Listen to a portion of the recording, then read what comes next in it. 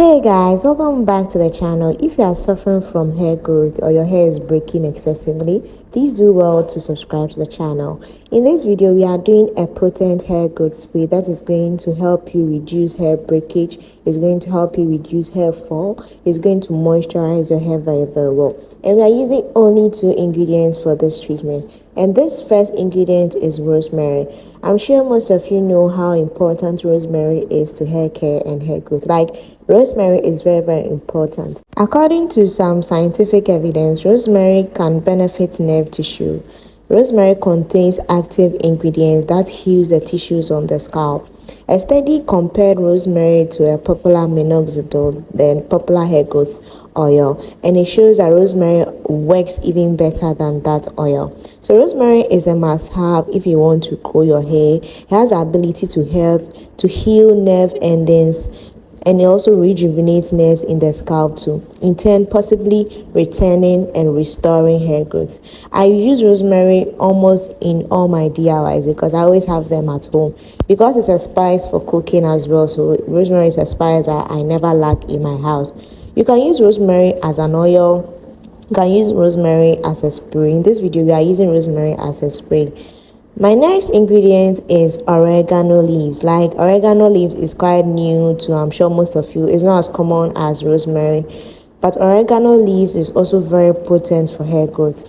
It is my new discovery and I really like it. I have recently been using it in my hair as an oil, and I've also used it as hair growth spray. I really like the consistency when you use it as an oil. It makes the oil thicken a bit. Oregano also improves hair growth. If you are struggling to grow your hair, please use oregano on your scalp because oregano really improves hair growth. You can use this spray depending on your hair porosity. I have a highly porous hair, so I can use this spray every blessed day. So once you have all this together, you boil them, and the quantity of water depends on the potency that you want or the quantity that you want. It's advisable to boil enough to use for about at most a week, at least a day. If you can be boiling it every day, it will be great. Or if you cannot be boiling it every day, you can be putting it in the fridge so that it does not develop any fungus or bacteria over time, quickly. So this boiling process doesn't kill the germs. It rather brings out the nutrients in the herbs. So I've been receiving questions like, does the boiling kill the germs? No, please, the boiling does not kill the germs. It rather brings out the nutrients in the plant. So I boiled it for about 15 minutes, and then afterwards I allowed it to cool. It's important to allow it to cool so that you're able to get added nutrients, added benefits from your DIY. If you don't allow it to cool, you're not going to get a lot of nutrients. You see, after it cools down, it really brings out more of the nutrients or the goodies in the rosemary and the oregano. From here, I strained it into my applicator bottle, and I realized I wasn't real strained because of the sieve I used, so I had to strain it again. So when straining it, you have to be very careful, make sure that it strains very well, else you're going to have residues on your scalp and it may itch if you don't strain it properly.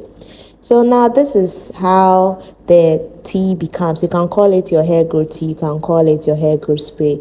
I like to use this every day because I have a very porous hair. Now here is my hair. You can see how dense and thick my hair is. My hair has really grown very long. If you've been on this page for a while, you know that my hair has grown very long. So this is a way to moisturize the hair. If your hair is dry, you can first of all go in with a spray it on the hair strands and spray it on the scalp as well, and then just try to scoop it downwards. And you have to go in with an oil. You have to follow up with an oil, because if you don't follow up with an oil, you are not going to get a well moisturized hair. So this is also my rosemary and oregano oil. I'll put the link into the description or up there so that you can click on it and then watch. And then while you spray your hair with rosemary water, you follow up with the oil as well. So I take advantage of this process to detangle my hair. I hardly use comb. I only use comb when it is very necessary for me to. So I take advantage of this process to detangle my hair very well, and also to stretch my hair. You can clearly tell that my hair is in a very shrunken state and I need to stretch it. So this is the method I use to stretch my hair, just twisting the hair. So once I'm done, you can tell that, oh my goodness, my hair has become well moisturized, well moisturized. So I do it throughout the hair, and I also take advantage to detangle the hair as well, because at this phase, if you are not gentle with your hair, you are going to have a lot of shedding or a lot of breakage. So you have to be very gentle, particularly gentle with this part of the hair. So before you decide to detangle, make sure you spray your hair with some water before going in with the oil, or before trying to even split your hair into different parts. This is very important because water tends to soften the hair a bit and makes it easier for the hair to loosen up a bit. Like, our natural hair loves water. Like, it's really do love water. So try and do this before you decide to split or comb or anything. You can see that I'm not using a comb, but even before doing this finger detangling, I make sure that I spray some water on it and then follow up with the oil. So yes, this is how I make my hair growth spray with rosemary water, like spraying it on my hair. If you're in braids, you can just spray it on your scalp every day and follow up with an oil, depending on your hair porosity. If your hair is very porous, please don't do this.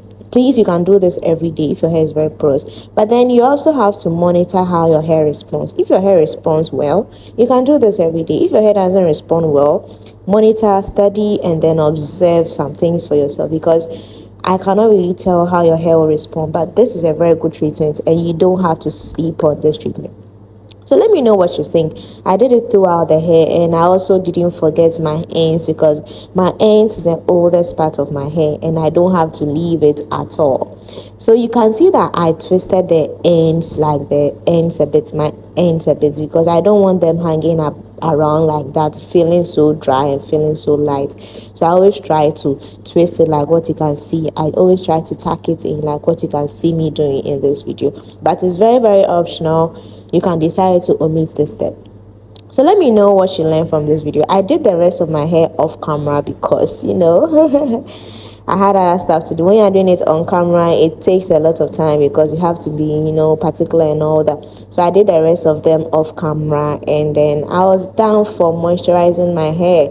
So I later twisted out everything and then put my hair into a puff to the office, and that is what I always do. When I come and I want to moisturize my hair, because I want to have access to my scalp, I always have to do my hair in twists like this so that I can have better access to my scalp.